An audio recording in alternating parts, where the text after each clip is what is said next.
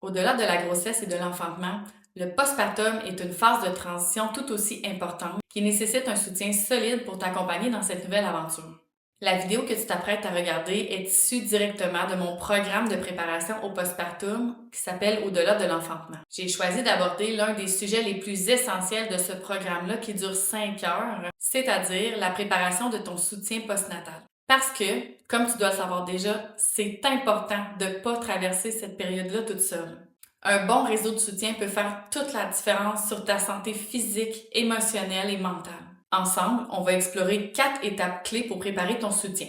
La première, c'est l'identification des besoins pour savoir réellement de quoi tu vas avoir besoin en postnatal. La deuxième, c'est la communication des besoins pour savoir comment divulguer ce que tu ressens et ce que tu as besoin pour nommer les choses clairement. La troisième, c'est la création d'un plan de soutien afin de t'aider à organiser concrètement qui peut t'aider et comment.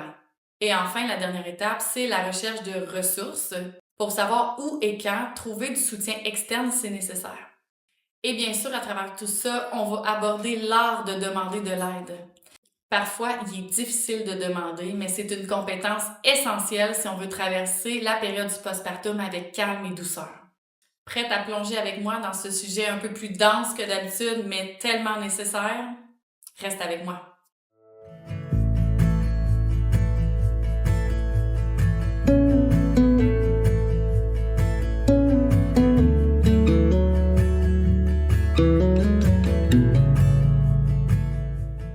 Préparer son soutien en postpartum, c'est essentiel pour faire face aux défis émotionnels, mais aussi au niveau des défis plus pratico-pratiques qui peuvent survenir, lesquels ont inévitablement une incidence sur votre niveau d'énergie et votre état d'esprit. En fait, tout est dans tout. Donc, voici de manière très factuelle et théorique les étapes pour se préparer efficacement à recevoir du soutien en période postnatale. Étape 1, identifier vos besoins. Donc, avant l'arrivée de bébé, on va prendre un moment pour réfléchir à vos éventuels besoins en matière de soutien postpartum. C'est un exercice qui devrait se faire à deux, avec le coparent, mais vous pourriez également vouloir sonder des amis, de la famille près de vous afin de couvrir le plus d'angles possible, d'essayer de moins oublier de détails. Donc, sur cette liste de besoins, vous pourriez inclure vos besoins émotionnels comme l'écoute, le soutien affectif, le besoin de compréhension. Pensez aussi aux besoins pratiques, comme les tâches ménagères qui vont vous gruger du temps et de l'énergie. Laver la vaisselle, faire le lavage, faire l'épicerie. On verra un peu plus tard quelles sont les actions concrètes qui peuvent être assurées par le partenaire et l'entourage afin d'alléger la vie du duo mère-enfant. Pour vous aider à réaliser l'exercice de l'identification des besoins, vous allez trouver dans votre guide en bonus une page qui est spécialement dédiée à ça et que vous allez pouvoir compléter directement à la maison. Étape 2, communiquez vos besoins. Une fois que vous avez bien identifié vos besoins en matière de soutien, communiquez-les clairement à votre partenaire, à votre famille et à vos proches.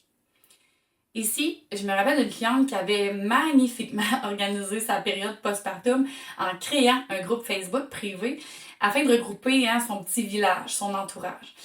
Et au sein de ce groupe-là, elle y faisait état de ses attentes spécifiquement en lien avec la période qui suit l'arrivée de bébé. Tout ça était fait avec bienveillance, tout en ayant une ligne directrice clairement établie. Qu'est-ce qu'elle voulait recevoir, quelle était la question des visites à domicile, etc. Ça l'a assurément évité aux proches toute confusion et chacun a pu trouver facilement sa place, son rôle dans cette nouvelle aventure tout en se sachant utile.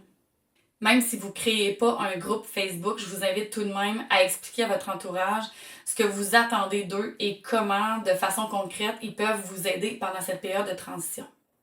Étape 3, créer un plan de soutien.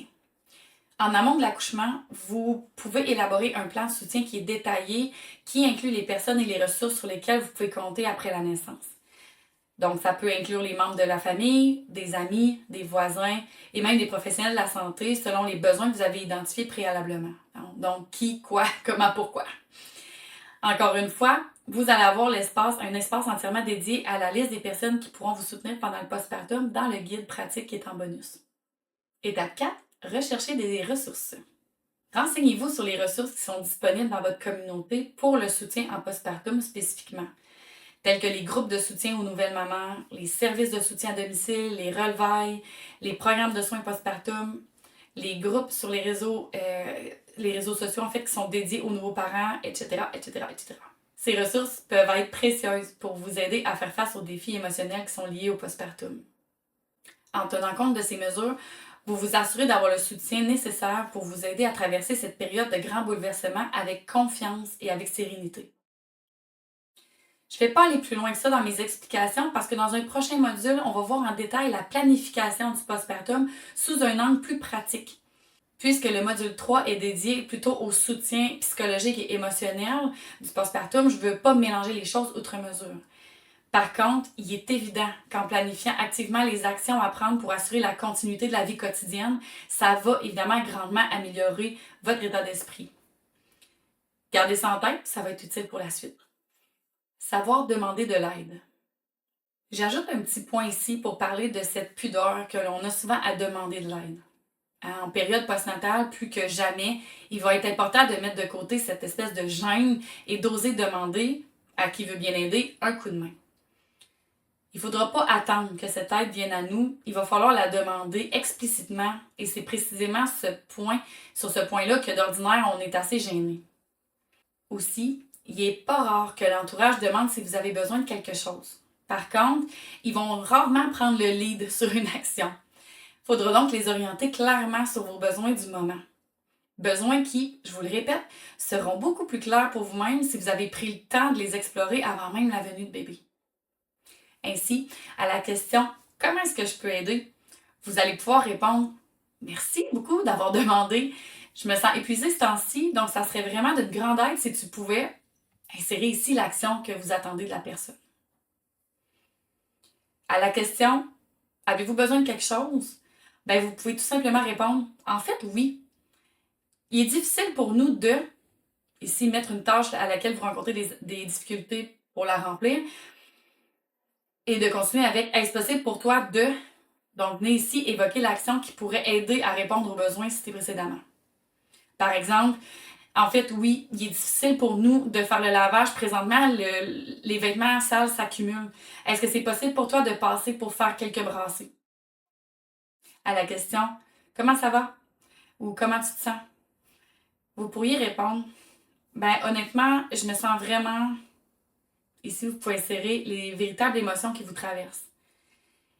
Vous pourriez aussi demander « Est-ce que tu peux m'aider en indiquant la manière dont vous aimeriez que la personne vous soutienne? » Par exemple, « Honnêtement, je me sens vraiment dépassée par les événements. Est-ce que ça te dérangerait de veiller 2 secondes sur bébé le temps que j'aille prendre ma douche? » Enfin, il y a de ces personnes qui viennent expressément pour voir bébé puis se gâter, en le prenant dans leurs bras, évidemment. On verra plus loin là, de ce qui en retourne de cette question précise-là, mais déjà, là, si vous souhaitez garder bébé sur vous, il n'y a pas de mal à ça. Vous pouvez donc tout à fait répondre « En fait, sais-tu, je préfère l'avoir sur moi pour le moment. Par contre, ça serait vraiment utile si tu pouvais... » Puis ici, venez insérer la tâche qui presse dans l'instant présent. Donc, par contre, ça serait vraiment utile si tu pouvais aller faire quelques commissions pour moi parce que j'ai pas le temps de me rendre à l'épicerie ou je me sens pas super bien, etc. Rajouter à ça, là, ça va vraiment m'aider.